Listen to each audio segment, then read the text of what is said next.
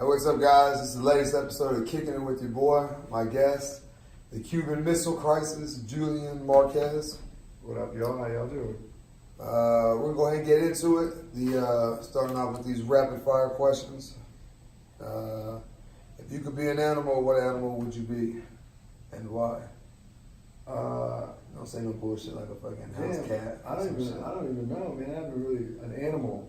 I'd probably be a honey badger, because they don't give no fucks. Man, They just honey ride badger around. life is too hectic, man. Dude, that looks fun, but they don't care, man. They're out there just attacking everything out there and just living free. Nothing attacks that. Name one thing that goes after a honey I'm badger. about to be fighting fucking Wolverines and shit. Yeah, but they win. Sometimes. That's too much. I want peace in my life. You want peace? Look, this is my animal, not yours. Don't be selfish. The best place you've ever been? Man, I'd probably say North Dakota. I stayed out in a cabin in the woods for a month, or not a month, for a weekend. I don't know why I went longer than that. That was the coolest experience, I should say. Uh-oh. We'll have to buy you a passport. Yeah, I do. I need to leave the country more than once. Well, I mean, if every time you leave the country you come home with, several $1,000s, it's always good. That is good. That was the first time I ever left, too. What three things would you, if you were on a desert island, what three things would you bring with you? Bring with me. Damn, that's a tough ass question. I don't. A fishing pole. I'm on a desert island in the ocean, right? Desert island. All right, a fishing pole. We'll just say like a deserted island or some shit. Deserted island. That way you don't sound silly with a fishing pole or fucking walking around the Gobi Desert or something. Yeah, I'm just making sure. Yeah, probably a fishing pole, some matches, and probably a cell phone so I can call someone to help me out. That's gray area. Hey, I'm just thinking ahead of the game. Feel like a knife would be useful. It would be. Or a weapon of some sort, like a projectile. Yeah, but if you had a cell phone to call somebody to pick you up, you'd be all right. They could just come pick you up, you probably wouldn't be on a deserted island in the first place. You had cell phone reception, you probably weren't on a desert I'll get island. one of those those military phones. Sat phone. Yeah, a sat phone. And what is the first food that you eat after a fight?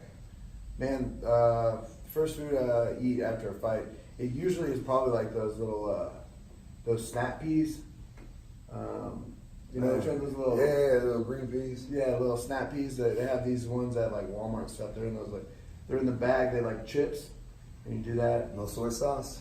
Nah, none of that. This Just is raw. yeah. Well, they have the chips. They have the dried out ones. You know what I'm talking about? Got you. If you had a last one, if you had a billboard, what would it say? If I had a billboard, what would it say? Shit, man. Shit, man. What kind of advertisement is that? Hey, because everything you think about, man. Shit, man. It's like, oh, let's go do this today. Shit, man. I don't really know. It's like, hey, you want to go run? Shit, man. I got something to do. Just shit, man. Maybe a septic system or something. It's better than reading Got Milk at the top of the deal. Like, It's catchy. All right, so man, your last fight, Alessio, how you say his last name? Eryk.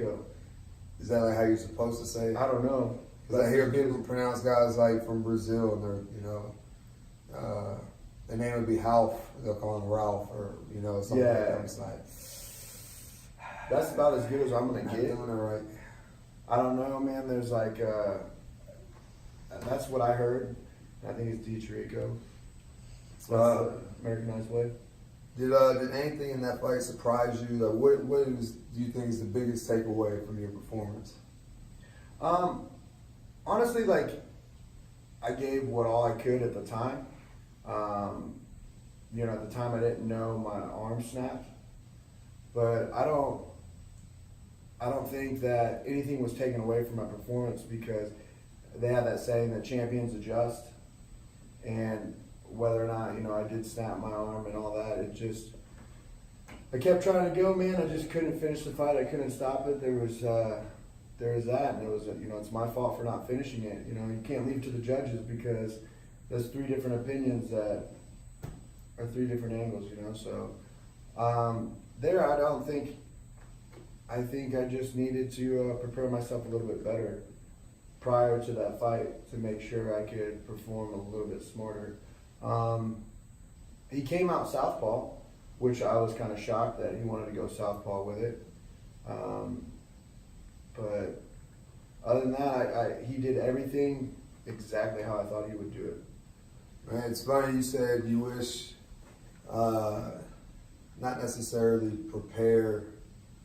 You said something along the lines of preparing for the fight in a different way. What adjustments do you think you would have made? Is it cardio? Is it strength and conditioning? Is it more drilling? Is it technique? Would you rather, did you wish you would have brought somebody in to help mimic him, or, Yeah, I probably would have added, I've been limited with people in my weight class, and I trained with someone a little bit outside of my weight class that didn't, mimic it as correctly, and I didn't do my typical style training with my original coach, where I sat there and I would hit my reps over and over. I didn't do that, so I would probably pull in one other bigger guy that has a little bit more experience in the grappling, and then I would go back and kind of practice my fundamentals, so my kicks are turning over correctly and they're coming off right after a punch and not singular punches. Well, so why didn't you work with, for me, I'm a creature of habit and routine. Every Monday at the same time, every day I'm doing the same thing. Tuesday, boom, boom, boom, boom, especially during fight camp. So what is it that made you change or go away from your typical routine? Just life itself, we went in different paths. A lot of people, change when things happen, and we went in different paths at the time. We didn't see eye to eye, and then friendships too. Everybody kind of just saw things differently, and I was just all right, well, I focus on myself. 100% selfish in this sport. I focus on me, what I need to do, and if you're a part of my team, I'll focus on you too. But if you start trying to alter us and you start making it more about you, and it's gonna affect me, then that's not what I need in my life. Yeah, and that's something that I think that people don't really understand about MMA. When it comes time for the competition, it is a one-person sport. It's not a team sport at that point. But you have to do all the things that you have to do before you actually get in the cage. And that is very much so a team sport. You need someone to hold mitts for you. You need someone to wrestle with you. You need someone to drill with you. And then, not only just training partners, but you also need coaches and all these other things. So I don't think that anybody's ever going to get better or be a champion or anything like that training by themselves. Oh yeah, without a doubt. But man, you're very much so right, man. This is a very selfish sport, man. You have to train a lot of things, and you have to have the people in your life, and only allow the people in your life that understand that and don't try to take away or make it about them. Because at the end of the day, this is a sport, and the life of an athlete is very short. Yeah. And I try to tell the guys at the gym, man, you're going to wake up one day and you're going to be 40, and it's going to be too late. So why do you have all these distractions now? Then when you're 40, you finally wake up and it's oh, well, guess what? You got your shit together, but your body's already battered and broken. You can't do it anymore. So you've missed your opportunity. Agreed, man. To be a champion, you have to have a team of people, and you have to care for them, because it's not just you come and show up on your fight camp, and then you don't ever show up till your next fight camp. You're with everybody there, but you are technically a business at the end of the day, and if someone's trying to corrupt your business or not adding something to build your business, you have to change. You have to change your tactics and strategies, because it's just energy pulling away from you, and you need all positivity.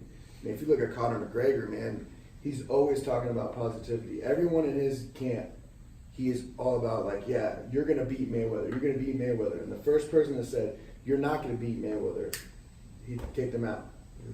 You know what I mean? He kicked him out. It's because you have to have people that are always pushing to do better, because that's the only way you're going to go up, is if you have positivity. That one negative thought, or that one negative thing that pulls you away from your positive thinking will stick with you your entire camp. I think so too. So when you fight, you get hurt, you tear your lat. Yeah. Right? You tear your lat. So we drive there, we get to the MRI. The guy, Dr. Kickin is his name, told me that I tore my lat off the bone. And I looked at him, I was like, I didn't know what that meant. You know what I mean? Like I was It like, didn't hurt. You weren't like in pain. oh shit, it hurt. The next day, It hurt. Damn. It hurt. It did not feel good. It just felt drained. Like I had to get a sling on because we went to the fights on the 7th. Yeah. I had to go get a sling on because I couldn't hold my arm up for some reason. But like when I drove out there, I drove in a sling, did everything. We went in. But when he told me my lat was hanging off the bone, I didn't know necessarily what that means. So like I asked him like, so it's my labrum? He's like, oh no, your labrum's fine. I was like, my rotator cuff? Like I'm trying to figure out what your lat. So he's like, your lat, and I Not just your labrum, your lat. I thought he was incorrect telling me that because I've never heard that. So he's like, he goes, yeah, man, like think of it like a chicken wing. I'm like, okay. He's like, whenever you take a bite of a chicken wing and you see the meat hanging there, that's what's happening with your arm. I was like, oh, great analogy. So then it finally hit me when I like rationalized and looked at that. I was like, oh, so what do I do? He's like, you need to get surgery. Like you got to do it quick. He's like, they got to reattach your tendon. It was torn off the bone, so you have to reattach it to your arm. So I was like, well, all right. Yeah. He refers me to a doctor. When I called them, I was like, hey, have you ever worked on anything? So he wasn't even the surgeon or anything? No. He's good on knees and all that, but he's like, this type of surgery, it's such a rare surgery, you need a specific kind of doctor for it. Yeah. So if it was like an ACL, there's a lot of doctors that have it, and he's one of the best for ACLs. If it was a labrum, there's a different style, but this type of one, you had to have a specific doctor. So when we got the information, I called the doctor up and I like kind of interviewed the doctor. He's like, hey, we have this last surgery. Have you ever dealt with an athlete? Yeah, have you ever done this before? He's like, have you ever dealt with an athlete? He goes, no, we've never dealt with athletes. I was like, so you've never dealt with athletes and stuff? He's like, no, I mean, we dealt with a kite surfer before.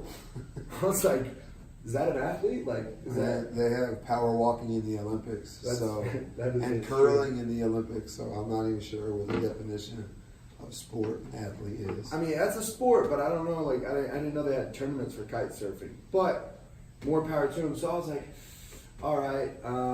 So I started making phone calls. I called you up because I went to talk to Dr. Andrews. Dr. Kane, best in the business. Plug for you live. There you go. And then me and my dad, we were researching, we're calling everyone, and then we contacted a doctor in Chicago that specializes in this because his name's Dr. Verma, and he works at Rush Orthopedics. So he deals with all MLB athletes, like pitchers and stuff. They tear their arm out. So like when they throw their arm and turn it, the tendon snaps, and he gets them back in. So we sat there and interviewed. He's like, yeah, this is what it is. So we actually get the surgery July 31st, and I mean, it went smooth. So what's the recovery time, and when can we expect to see you back in action? The recovery time, it alters, it changes. There's a lot of speed bumps that we've been hitting on it. So I'm not going to give it a date because I don't necessarily know. And I don't know. Question mark. Yeah, it's a big question mark. So is recovery going well? Maybe okay if you don't know if when the typical recovery time and how well your rehab and stuff is going. Yeah, I mean recovery is going exactly how it should be. If this were a knee or like a hand or a hip, everything's locked in. It's locked in. Your shoulder is the only thing that's not locked in. So if you look at it, your shoulder is like a golf ball on a tee. You have no stability on both sides, so it's a lot harder to recover that because it moves in all these different directions. Where your knee only goes one location, you know what I mean? It's not, and your hip goes inside of the socket. So, time isn't relevant when it comes to getting this healed. I want to get it back perfectly because the last thing I want to do is jump back in it, throw another punch, and it rip right out. And that's a common thing for athletes, especially competitive athletes like yourself. It's like, oh, the doctor said I'm good, that means I can go 100%. Yeah. Nah, you need to I'm not. keep your toes in the pool. Let's go head first. Yeah, I'm not Tony Ferguson, man. My boy went in 4 months after surgery, blowing out his leg, and fought. Like, that's Worked out with crazy. him, though. I mean, he more power to him. That's a for big real. risk, though, man. You don't want to risk your body. No, not at all. Because I want to do this correct because I'll tell you, man, it's not. And can you imagine? You do this, first thing you do, you go out there and compete and rip, and then you're out again for the same one? Or even Oh, worse, never mind. at least you get your show money for that. What's even worse is if you get hurt during training, then you're just gonna be broke. Oh, Being yeah. broke. You be sitting there. Nah, so. Hopefully, I mean, I'll come back right now. I'm like signing up for a bunch of like 5K runs. Staying in shape. Staying in shape, just doing small competitions. Like, I mean, I want to run a marathon this year sometime. By yourself. Yeah, for a long period of time. But I mean, it's just something to look forward to because, you know, as a competitor, as an athlete, you want to do Just something. looking for something to do. If you don't keep on it and keep trying, keep doing stuff and like having little goals, it's hard to stay focused and it's hard to keep your mind clean from negative thoughts. Yeah. That's man, being a competitor. When I got done playing football, I went to work in the office and I was just sitting there all day. I was so bored I was reading books. That's how bored I was. For 8 hours a day, I was in this little cubicle, which felt like I was in prison. And it's like just like you do in prison, there's nothing to do but read books. So that's the only reason why I started training in the first place. I walked into a gym, Walt Harris beat me up, and I fell in love. I was like, okay, now there's someone to work for now. So What kind of desk job were you working? I had a few, man. I had more than desk jobs, man. I've cleaned factories. I've been a janitor. I fucking worked for the government. That's when I was in prison. That was actually the job title sounds cool, man. I was doing logistics to procure parts for Apache helicopters. So like all these people that I contracted out to build the parts for an Apache helicopter, and they're all shipped to one place, and they assemble it like Legos. Yeah. So like this is made in Phoenix, Arizona, in Boeing. This is made in Lexington, Kentucky, by Lockheed Martin or whatever. So I basically just have to stay on people's ass and call and make sure that they're doing it on time and stuff. They're putting it up. Did you have to wear a suit in that though? I wore slacks and a button-down shirt. You didn't have to wear a tie? I'm not a tie guy, man. That'd be kind of wild.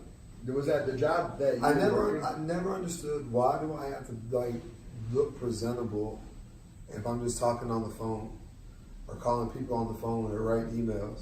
The dude who playing Xbox online, he's not fucking walking around in a suit or nothing. He's in his drawers with shower shoes and a fucking robe. And I felt like that's how I should be able to come to work. In a shower robe? They didn't agree. Yeah, no, that's Like gym shorts and some slides. So that's when you own your own company. You can tell everybody what. I won't even put the socks on with the slides. I work at Topgolf, man, and I show up and they give me rainbow colored shorts. Like I have rainbow colored shorts, they're plaid, and a blue polo. And I show up to that every day with a smile on my face. That's like a uniform. Yeah, but I still like, they have a company and I work for them. They tell me what to do. You know how hard it is to hit on women with rainbow shorts? They look at you and they're like, nice shorts, guy. That's an icebreaker right there, man. It is an icebreaker. No, they look at you and laugh, which is cool. I'm okay. So you already you get a woman laughing, she's gonna I win. fall in love with you forever. Is that right? There you go. That's all the time we got. We gotta get to the airport and head back home. So, man, Julian, appreciate the time. Yep. Man, until next time, brother. Absolutely. Appreciate it. Thank you to our sponsors, Vitamin Energy, Rev Gear, and Infinite CBD. For all your CBD needs, visit infinitecbd.com and use the promo code Anders10 at checkout for big savings.